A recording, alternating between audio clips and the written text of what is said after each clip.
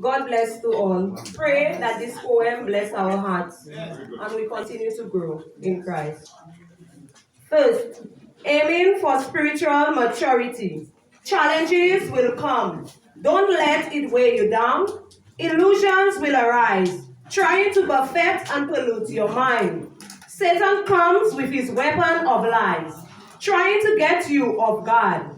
Note well, please filter and flush out every contrary thought by the word of God. Amen. Please take heed. It's a warning sign from God.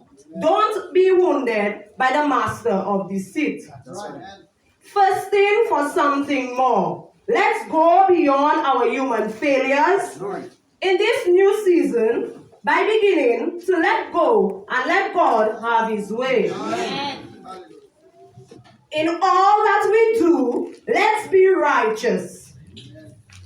As we were taught, an important beatitude. For blessed are they which do hunger and thirst after righteousness, for they shall be filled.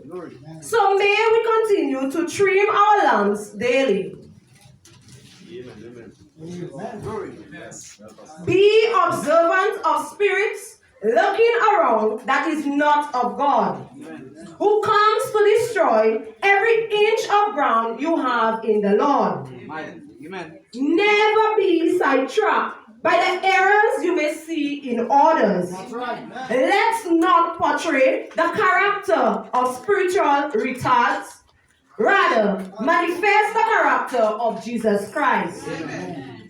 Don't be dehydrated. Instead, be like David. Let your soul thirst and be filled with the living God.